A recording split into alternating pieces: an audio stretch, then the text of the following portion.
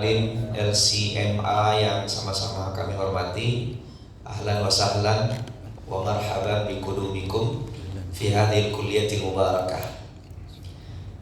Para jajaran pengurus STI Kiza mulai dari Waka 1, Waka 2 dan Waka 3, berikut dengan para masyayikh, para asatidzah, dan yang paling kita banggakan pada hari ini adalah para wisudawati dan ayah bunda para wali dari wisudawati yang akan diwisuda insya Allah pada hari ini.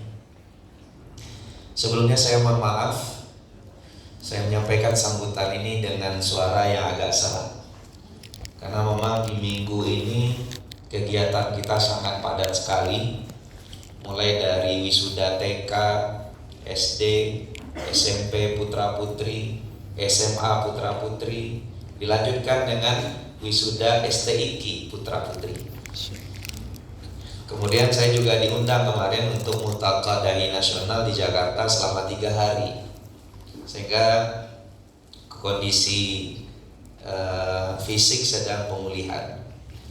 Tapi itu tidak menurunkan semangat kita untuk membersamai anak-anak wisuda pada hari ini. Tadi sudah dilaporkan oleh Waka 3, Waka 1 akademik, bahwa jumlah wisudawan kita pada tahun ini adalah 98. 45 diantaranya adalah wisudawati yang akan diwisuda pada hari ini. Kalau kita lihat Bapak Ibu, dari perjalanan STI Kiza ini, syukur alhamdulillah dari tahun ke tahun penuh berkah dari Allah SWT. Di tahun 2019 ketika izin operasional ditandatangani oleh Menteri Agama, pada waktu itu yang menjabat adalah Bapak Luqmanul Hakim, alhamdulillah yang mendaftar ke STI Kiza pada waktu itu lebih dari 400 orang. Kemudian yang kita terima hanya 73. Kita meluluskan pada waktu itu 72 karena ada satu yang waktu itu diterima di Madinah dan kemudian melanjutkan ke sana. Pada tahun 2020-2021 pendaftaran terus meningkat. Kita sudah meluluskan juga angkatan kedua, yaitu sejumlah 82 orang. Dan ini adalah angkatan ketiga. Dari total pendaftar lebih dari 700 orang seperti yang dilaporkan tadi oleh Waka 1. Insya Allah kita meluluskan pada tahun ini 98. Jadi kalau kita lihat trennya dari tahun ke tahun itu selalu meningkat. Kemudian data sebaran dari mahasiswa kita ini berasal dari 32 provinsi dari 38 jumlah provinsi di Indonesia. Berarti kalau 32 hanya 6 provinsi yang belum ada di STI Kiza. Dan kita juga sudah memiliki mahasiswa internasional. Pertama ada dari Yaman, dari Sudan, dan tahun ini mendaftar juga dari Aljazair. Berarti kita sudah mulai melangkah go internasional untuk peserta didik. Untuk sistem pendidikan dari awal kita sudah canangkan kurikulum kita tidak mengacu kepada KKNI atau standar nasional, tapi kita berusaha untuk mengacu lebih dari itu. Kita waktu itu bekerja sama dengan Markas Tafsir atau Akademi Tafsir di Riyadh, Saudi Arabia, di bawah pimpinan Profesor Dr. Abdurrahman Asyikri, berikut juga dengan Profesor Dr. Musaid At-Tayyar dan berbagai para ulama peneliti. Kita kerjasama di bidang akademik, sehingga kurikulum yang dirumuskan itu adalah kurikulum standar internasional. Bahasa yang digunakan juga bahasa internasional, yaitu bahasa Arab. Sehingga karena kurikulumnya berstandar internasional, maka peserta didiknya juga harus sesuai atau mampu mempelajari kurikulum ini. Karena itulah dari 700 lebih pendaftar, yang kami terima itu cuma 75 sampai 100 orang. Tergantung dari hasil PMB atau seleksi dari PMB-nya. Nah, kemudian juga kita mendatangkan para ahli dari Arab. Ya, di depan kita lihat bersama ada Dr. Nabil Ahmad Turmum dari Yaman. Beliau alumni dari doktoralnya di S3-nya di Al-Azhar University, jurusan Qiraat. Kemudian ada Dr. Ammar Al-Jumai, S1, S2, S3-nya di Madinah. Kemudian ada Dr. Marwan, beliau S3-nya di Sudan. Ini masyayikh kita yang mengajar, sehingga kita ingin mewujudkan bahwa kampus kita ini ingin menjadi kampus yang unggul, berkualitas, dan bertaraf internasional. Unggul, kita ingin lembaga kita ini menjadi lembaga yang akreditasinya unggul. Dan itu tidak mudah Bapak Ibu ternyata. Minimal jumlah doktornya saja harus 50%. Karena itulah kami sekarang mendorong para dosen agar melanjutkan pendidikannya ke tingkat S3 atau doktoral. Meskipun sebenarnya dari sisi jumlah kami ini sebenarnya jumlah doktornya sudah lebih 50%. Cuma masyayikh kita ini lebih dari 35%. Hanya saja masyayikh kita ini tidak bisa diakomodir oleh sistem pededikti karena mereka adalah orang asing. Tapi bagi kita tidak penting, yang penting adalah kualitasnya. Karena kita masuk pada poin kedua, yaitu berkualitas. Banyak lembaga di Indonesia hari ini akreditasinya unggul, tapi ternyata lulusannya tidak berkualitas. Ada juga akreditasinya luar biasa, Bapak Ibu. Nah, kita harus sinkron ya antara akreditasi unggul dengan lulusan berkualitas. Ya, alhamdulillah di STI Kiza tiap tahun kita meluluskan para mahasiswa, mahasiswi. Alhamdulillah dipakai oleh semua pondok pesantren di Indonesia, bahkan bisa kita katakan 100% terserap oleh dunia kerja. Nah, kalau 100% diserap oleh dunia kerja, ini menandakan bahwa alumni kita insya Allah berkualitas. Kemudian yang ketiga adalah bertaraf internasional, dan ini yang sedang kami perjuangkan. Pada tahun 2030 kalau bisa kita sudah mendapatkan akreditasi internasional, dan ini sedang ditempuh oleh teman-teman di manajemen. Saya atas nama ketua mengucapkan ribuan terima kasih kepada Kaprodi, kepada penjaminan mutu, dan berbagai teman-teman lain yang berada di tim. Ada 10 standar Bapak Ibu yang telah kami tetapkan kepada para semua lulusan. Standar pertama adalah mereka ini wajib menyetorkan hafalannya 30 juz. Kemudian sebelum mengambil ijazah itu wajib ikhtibar atau ujian 15 juz mutqin. Berarti dari 30 juz yang disetorkan, mutqinnya minimal setengahnya 15 juz. Mungkin jarang kampus yang bisa mensyaratkan poin ini ya, secara menyeluruh kepada seluruh santrinya. Kemudian yang kedua, lulus tes kompetensi ilmu tajwid, bacaannya harus standar, dan kemudian dapat sanad jazariyah minimal, karena sanad jazariyah ini adalah mata kuliah yang wajib dipelajari oleh anak-anak kita. Kemudian yang ketiga, lulus semua mata kuliah yang telah ditetapkan yang berstandar internasional. Kemudian lulus tes kompetensi ilmu Al-Quran dan tafsir. Tes kompetensi ilmu Al-Quran dan tafsir ini kami lakukan di akhir, itu yang disebut dengan ujian komprehensif di bidang ilmu Al-Quran dan tafsir. Mereka belajar selama 8 semester, mulai dari ilmu Quran, usul tafsir, kemudian ilmu-ilmu lainnya. Tapi nanti di akhir ada ujian kompre di bidang ilmu Al-Quran dan tafsir. Ini yang disebut dengan lulus tes kompetensi ilmu Al-Quran dan tafsir. Kemudian yang keempat, lulus sidang skripsi berbahasa Arab. Skripsinya semuanya berbahasa Arab. Kemudian wajib menulis minimal 1 artikel ilmiah yang terpublikasi di jurnal terakreditasi. Ya, alhamdulillah kampus kita sudah terakreditasi Sinta 4 dan sudah kita submit di tahun 2025 ini akan naik menjadi Sinta 2. Insya Allah ta'ala. Karena menurut konsultan kita, secara poin kita sudah mencapai syaratnya. Mudah-mudahan mohon doa dari Bapak Ibu, tahun ini kita bisa jurnal kita bisa naik menjadi akreditasi Sinta 2. Amin ya rabbal alamin. Kemudian yang kelima, lulus tes kompetensi metode mengajar. Jadi bukan hanya dia paham tafsir, tapi mengajarkannya juga harus bisa. Kemudian yang keenam, lulus tes kompetensi imam sholat. Ya, laki-laki tentu wajib jadi imam sholat. Udah hafiz masa gak jadi imam ya. Kalau perempuan minimal jadi imam di rumahnya, tapi bukan untuk suaminya. Minimal dengan kaum wanita. Kita tahu syarat-syarat imam ya. Nah, jadi tetap yang perempuan harus jadi imam. Insya Allah anak-anak kita ini bisa jadi imam semua Bapak Ibu ya, karena sudah hafal 30 juz. Kemudian yang ketujuh, lulus tes kompetensi khatib Jumat ya, ini bagi laki-laki, bagi perempuan tentu nggak jadi khatib ya. Jadi ilqa kalimat, penceramah dan lain-lainnya. Yang kedelapan, lulus tes kompetensi bahasa Arab. Jadi bahasa Arabnya juga harus terstandarisasi. Yang kesembilan adalah lulus tes kompetensi ibadah mahdhah, ibadahnya sesuai dengan sunnah Rasulullah SAW.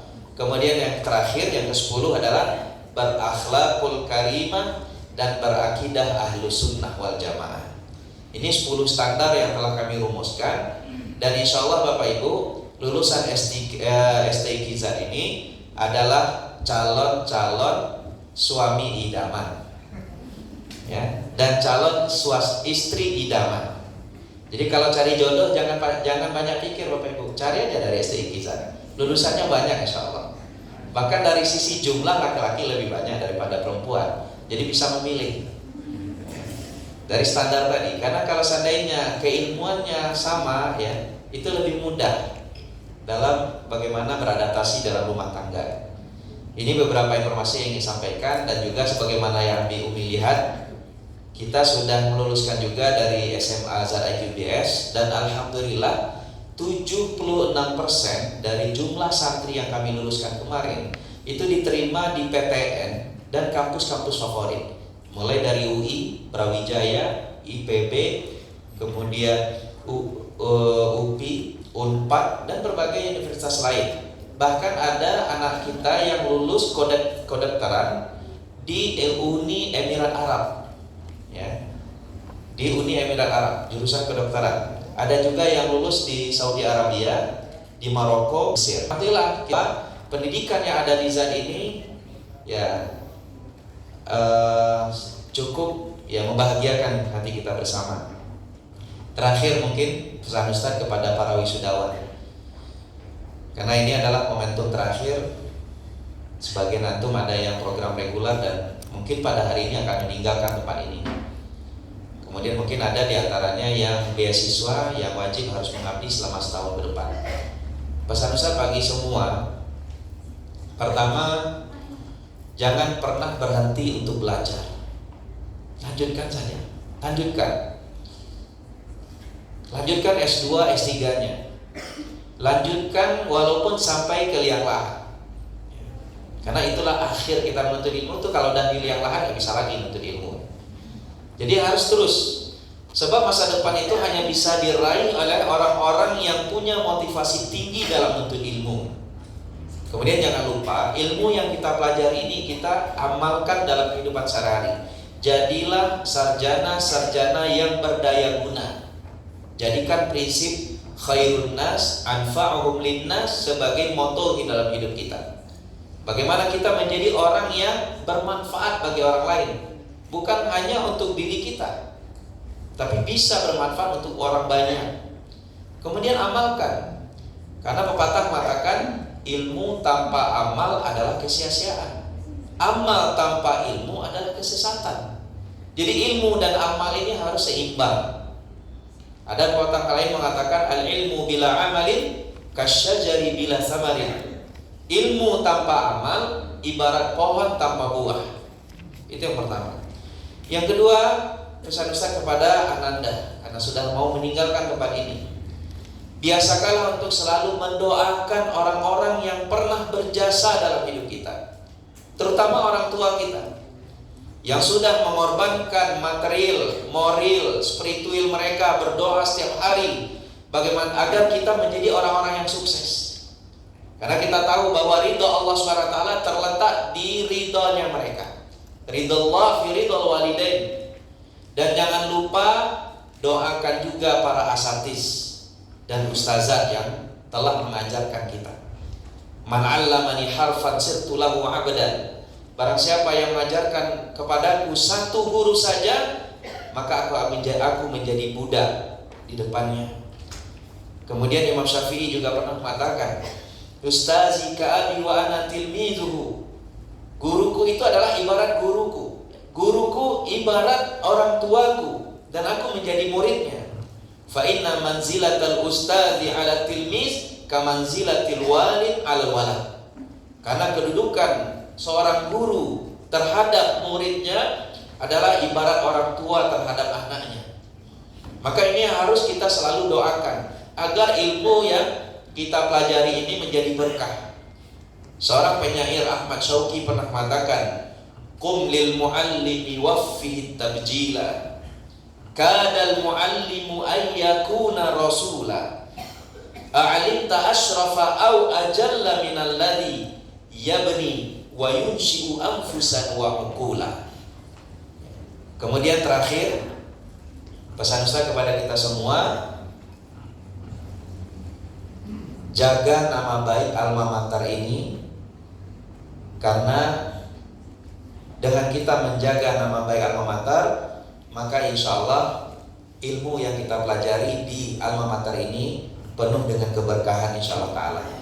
Hal jazaul ihsan innal ihsan. Barakallahu fikum. Wassalamualaikum warahmatullahi wabarakatuh.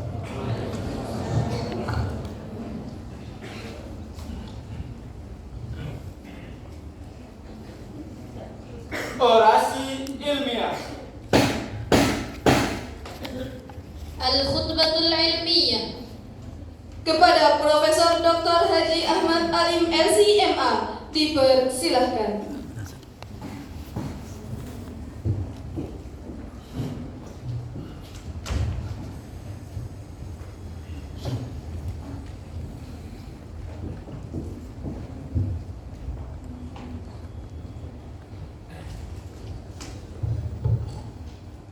Bismillahirrahmanirrahim. Assalamualaikum warahmatullahi wabarakatuh.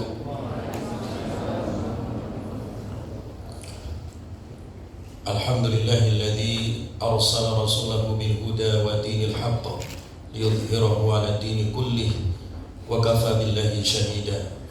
Asyhadu an la ilaha illallah wahdahu la syarika lah iqraran bihi wa tauhida.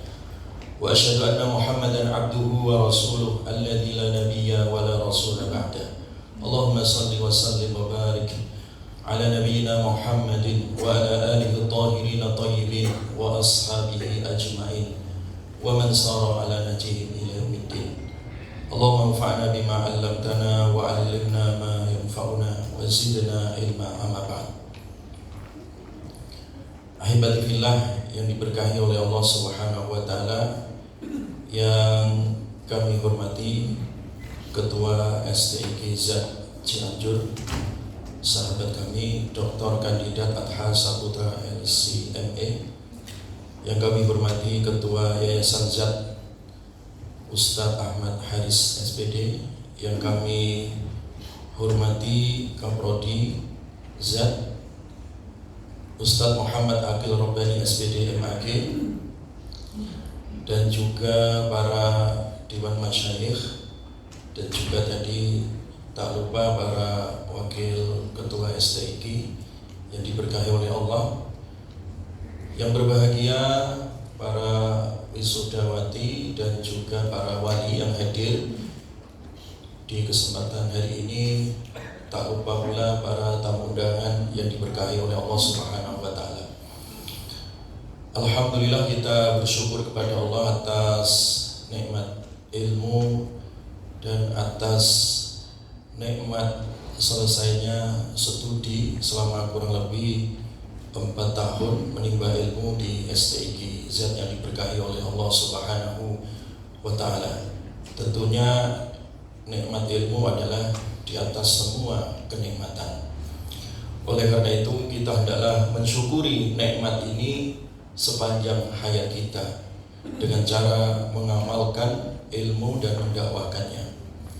Karena saat ini kita menghadapi berbagai macam problematika global. Kita dihadapkan peningkatan disrupsi, disorientasi, dislokasi, peningkatan interaksi antara manusia dengan manusia yang lain dengan berbagai macam pertukaran budaya, multimedia, multi bangsa, multi etnis, multi suku, multi madhab. Ini tentunya harus disikapi dengan ilmu dan dengan ketakwaan kepada Allah Subhanahu wa taala. Belum lagi tantangan-tantangan terkait dengan masalah peningkatan paham-paham liberalisasi pendidikan, ekonomi, politik, budaya, teknologi instan, ya. Sehingga di sini juga membuka berbagai macam sekat-sekat di dalam kehidupan. Di situ pula banyak masuk menjamurnya infiltrasi tafsir, khususnya bagi para wisudawati yang hari ini insya Allah di wisuda. Ini menjadi tantangan baru. Banyaknya ad-dakhil fit tafsir, tantangan-tantangan, pemikiran-pemikiran di dalam tafsir yang harus kita seleksi, harus kita filter. Demikian juga kita juga menghadapi peningkatan dinamika keumatan, kebangsaan dan juga wawasan global. Belum lagi kita juga menghadapi berbagai macam dominasi budaya hedonis. Bagaimana hari ini, saat ini kita menghadapi berbagai macam fitnah dan juga ujian keimanan. Ketika keimanan kita tidak diperkuat sementara arus dari luar begitu deras mengalir, dikhawatirkan jebol keimanannya. Maka oleh karena itu kita harus bisa mengetahui dan juga bisa menyeleksi dari berbagai macam dinamika kehidupan. Dan inilah yang dulu diisyaratkan oleh para sahabat ketika para sahabat bertanya tentang kebaikan. Ada salah satu sahabat, Hudzaifah bin Yaman, beliau senantiasa bertanya tentang keburukan, khawatir terjatuh di dalam keburukan itu. Jadi kita mengetahui kebaikan itu penting, mengetahui keburukan untuk kemudian diluruskan, itu adalah bagian penting di dalam kehidupan kita. Budaya-budaya hedonis saat ini, judi online, ya, berita-berita hoax, candu media sosial, candu game, banyak predator digital, budaya-budaya flexing, budaya-budaya luar yang datang untuk merusak pemahaman umat Islam dan akhlak para generasi muda, candu hiburan.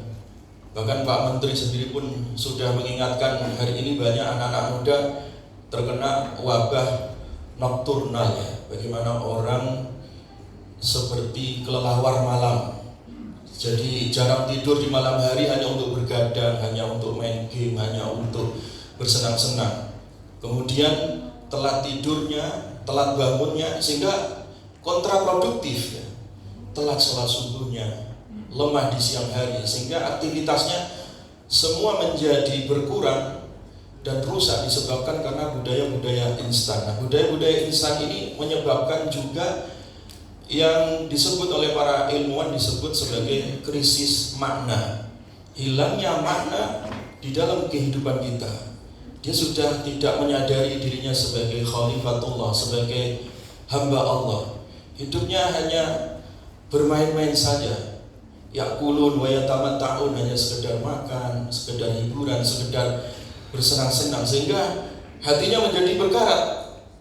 Ini yang dikhawatirkan oleh Nabi, innal quluba la tasadda kama tasadda'u bihi al-hadid. Ketika hati ini tidak dirawat, dia juga berkarat sebagaimana berkaratnya besi, terkena hujan, terkena panas, terkena debu. Kalau itu tidak dibersihkan, dia juga berkarat. Demikian juga hati dan jiwa kita. Kalau itu terus dibiarkan, akhirnya apa? Menjadi tertutup. Khatamallahu ala qulubihim. Menjadi keras hatinya. Tsumma qasas qulubukum min ba'di dzalik.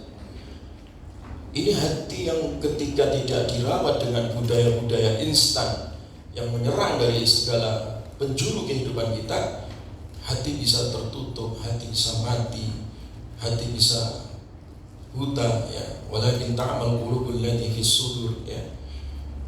Nah, ketika krisis makna ini mewabah di tengah-tengah masyarakat kita tanpa adanya filter, tanpa adanya gerakan-gerakan islahiyah, maka yang terjadi adalah terjadi kerusakan mental, kerusakan moral. Orang sekarang mudah sekali brutal, mudah melakukan kejahatan tanpa mempertimbangkan akal sehat.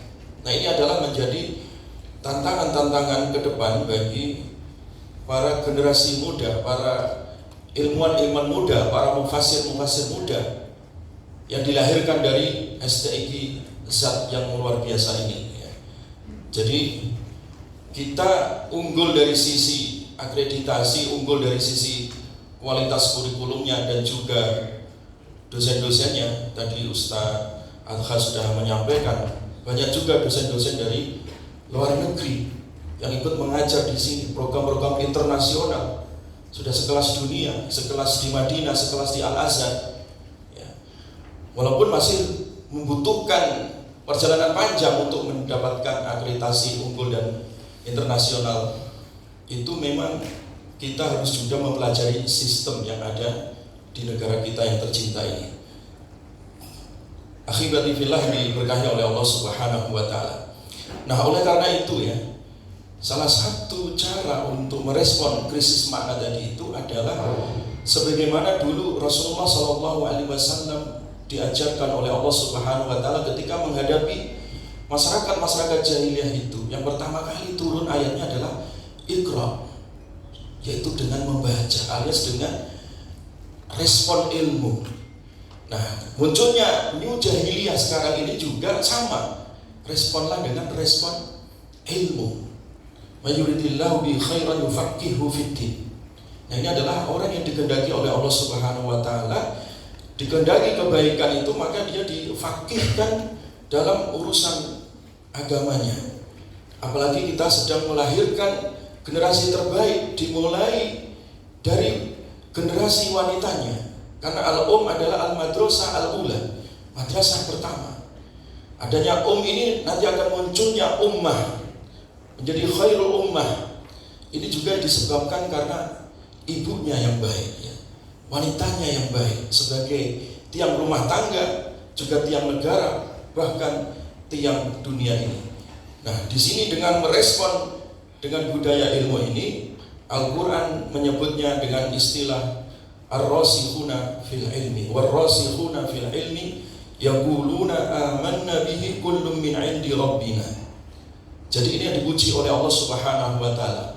Orang-orang yang bisa merespon berbagai macam tantangan kehidupan ini, itu adalah orang-orang yang ar-rasikhun, orang yang mendarah daging, ilmunya mendalam, ilmunya mengakar dari segala permasalahan. Dia dipahamkan oleh Allah Subhanahu wa Ta'ala. Demikian juga disebutkan di surat An-Nisa 162, juga disebut oleh Allah dengan pujian lakinir rasikhuna fil ilmi minhum wal mu'minuna yu'minuna bima unzila ilaika wa ma unzila min qabli. Ini disebutkan oleh Allah Subhanahu wa Ta'ala sebagai bentuk sosok yang dipuji, diunggulkan oleh Allah dari semua makhluknya. Imam Al-Baghawi rahimahullah di dalam tafsirnya kitab Ma'alim At-Tanzil, beliau menafsirkan yang dimaksud dengan ar-rasikhuna fil ilmi itu kriterianya 4. Yang pertama, at-taqwa bainahu wa bainallah. Orang yang disebut rasikhun fil ilmi itu adalah orang yang menjaga ketakwaan antara dirinya dengan Allah. Dia memiliki kesalehan vertikal, menjaga hubungan baik dengan Allah Subhanahu wa Ta'ala. Nah, kemudian wa tawaddu bainahu wa bainal khalqi. Yang kedua, dia tawadhu antara dirinya dengan makhluknya Allah, dengan masyarakat. Ini yang disebut dengan kesalehan sosial. Nah, kemudian yang ketiga, wa zuhdu bainahu wa bainad dunya.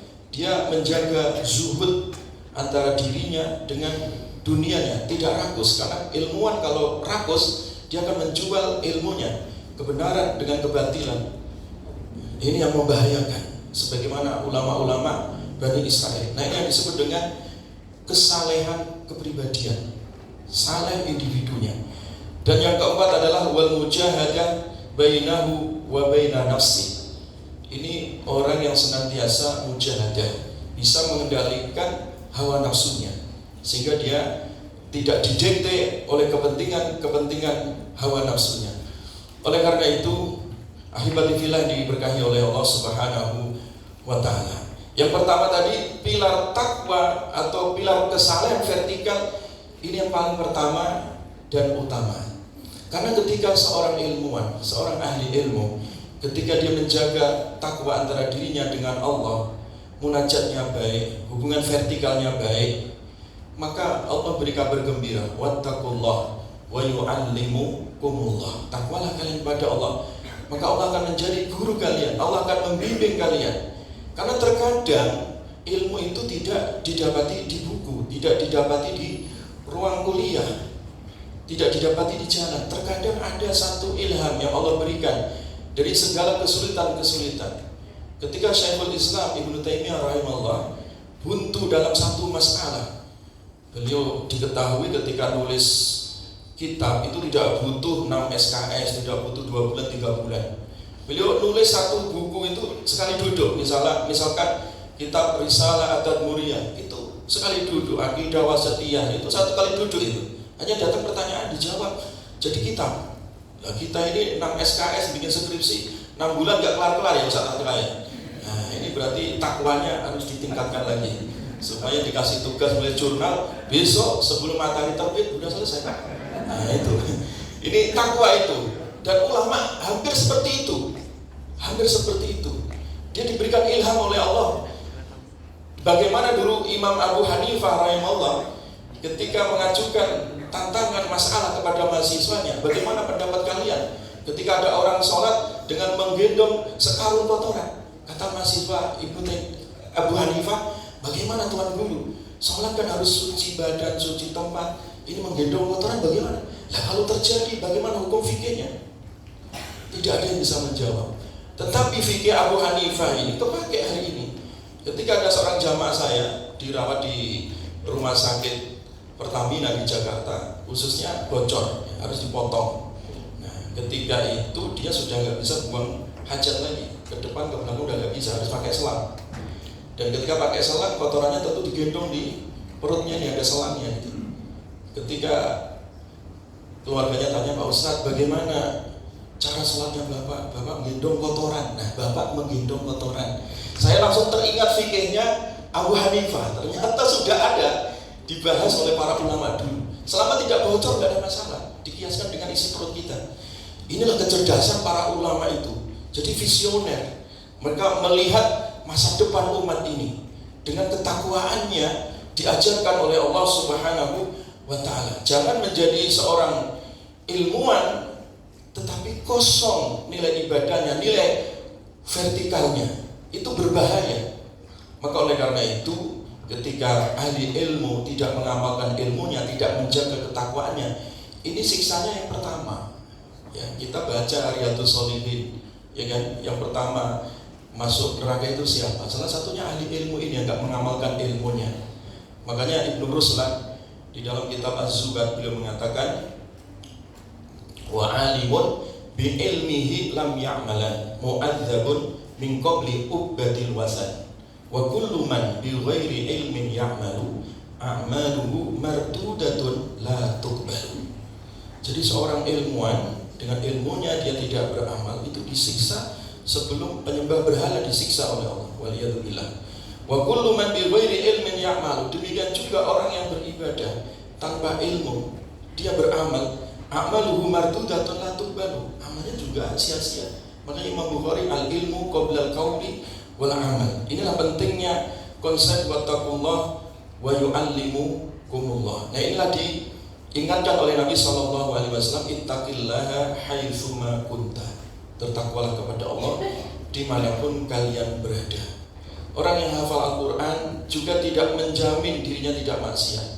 Dia terjamin dijaga oleh Allah kalau dia merasa di mana-mana diawasi oleh Allah Subhanahu wa Ta'ala. Jadi banyak juga sekarang karena fikrah liberaliyah, fikrah ghazwul fikri sekarang yang lagi viral. Ada seorang sarjana Quran yang asalnya berjilbab 6 tahun dia menghafal Al-Quran, tiba-tiba dicopot jilbabnya, dia tinggalkan hafalan Qurannya, 6 tahun sia-sia. Ini juga yang disebutkan oleh Imam Ibnu Qayyim Al-Jauziyah rahimahullah. Dulu ada ahli Quran yang hafal Quran qawwam, dia shawwam, dia seorang mujahid fisabilillah.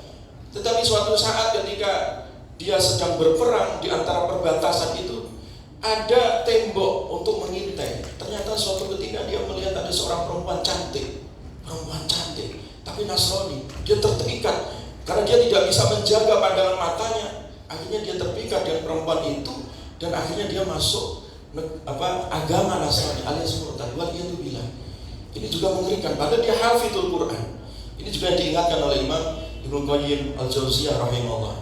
Maka oleh karena itu para ulama hampir semuanya mengingatkan tentang pilar takwa ini. Yang kedua pilar daripada ar-rasikhuna fil ilmi adalah at-tawadhu bainahu wa bainal khalqi. Harus tawadhu. Menjadi seorang ilmuwan itu ibarat seperti padi. Semakin dia tinggi, dia semakin merunduk. Jangan seperti rumput tinggi kosong sombong. Lihatlah apa yang dikatakan oleh Imam Yahya bin Ma'in. Beliau katakan tentang Imam Ahmad, ma ra'aitu misla Ahmad sahibnau khamsina sana. Aku tidak pernah melihat orang yang tawadhu melebihi Imam Ahmad bin Hanbal. 50 tahun saya berteman beliau. Maftakhara alaina bi syai'in mimma kana fihi minal khair. Beliau enggak pernah bangga, enggak pernah sombong saya punya ini, saya hafal ini, hafal itu, enggak pernah. 50 tahun saya bersahabat dengan Imam Ahmad bin Hanbal, kata Imam Yahya bin Ma'in. Demikian juga Imam Bukhari menceritakan tentang guru-gurunya, yaitu Yahya bin Ma'in. Beliau katakan, ma ra'aitu ahadan aw qara lil muhadditsin min Yahya bin Ma'in. Saya juga enggak melihat orang yang paling hebat dari guru-guru tadi itu melebihi Imam Yahya bin Ma'in. Beliau orangnya sangat tawadhu terhadap ilmunya. Bahkan ketika Imam Bukhari juga menceritakan ketika Imam Bukhari dibesarkan namanya dengan hadis Sahih Bukharinya. Beliau ketika udah tua, udah sepuh, udah jauh dari sisi fisiknya, beliau ditanya, ma tashtahi, apa yang engkau inginkan sebelum wafat ini wahai Imam Bukhari? Beliau saking tawadhunya mengatakan, uridu an aqdima al-Iraq wa Ali ibni al-Madini hayyun fa'ujalisu. Kalau seandainya guruku Imam Ali bin Madini al-Madini masih hidup, saya akan datang lagi, belajar lagi. Ini selevel Imam Bukhari. Makanya tadi Ustaz Adha menyampaikan, jangan berhenti di S1, minimal nanti S3, itu minimal ya.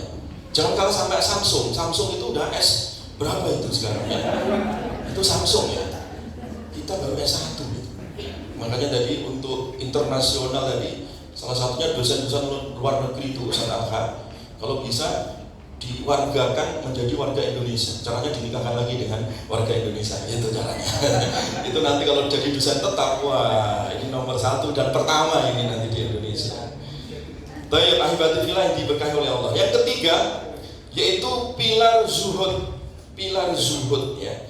Pilar zuhud itu adalah dia menjaga jarak antara diri dengan dunia. Kenapa? Jangan sampai menjadi ulama Bani Israel, karena mereka tidak menjaga dirinya dengan dunia, sehingga mereka merubah ayat, merubah kitab, itu karena dunia, kepentingan dunia.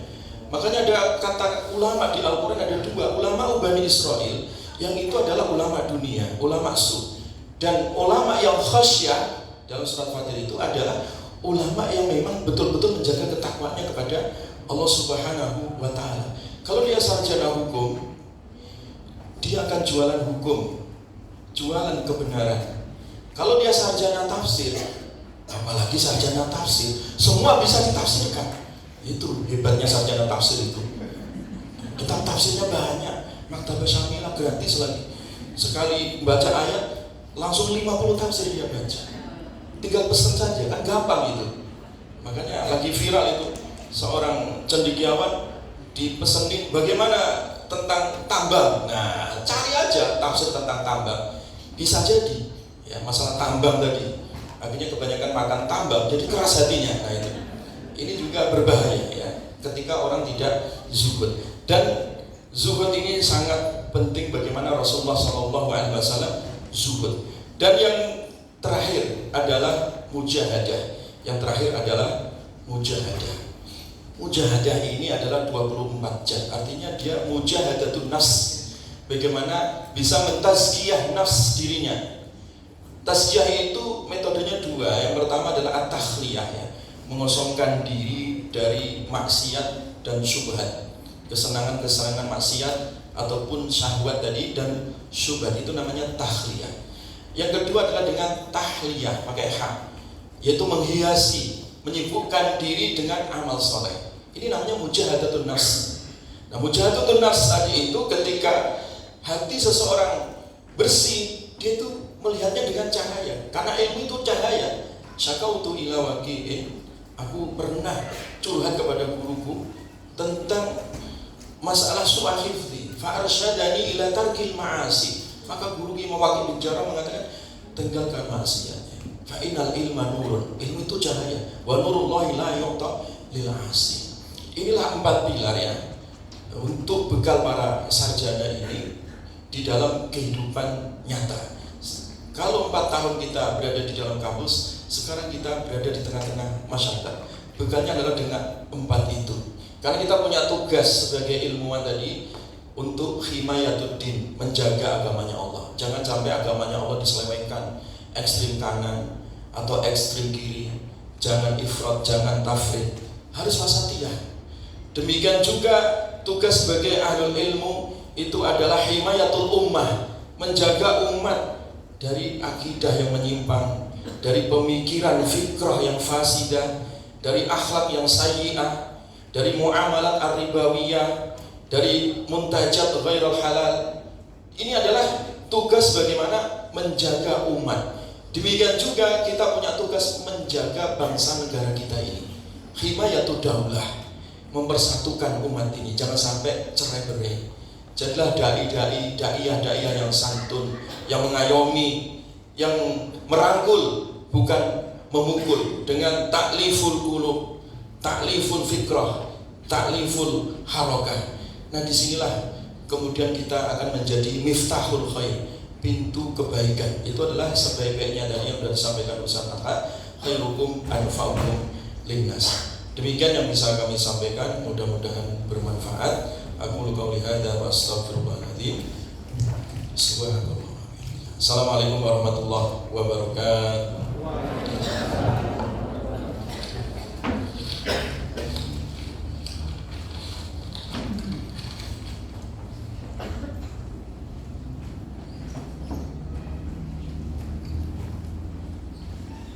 Baiklah Bapak Ibu para hadirin sekalian, kami informasikan bahwa pada hari yang berbahagia ini telah disediakan door prize yang telah diletakkan di bawah kursi Bapak Ibu, di bawah 4 kursi yang ada di aula ini. Dipersilakan kepada Bapak Ibu para hadirin untuk mengecek dan memeriksa bawah kursi masing-masing. Dan bagi yang menemukan tanda khusus atau hadiah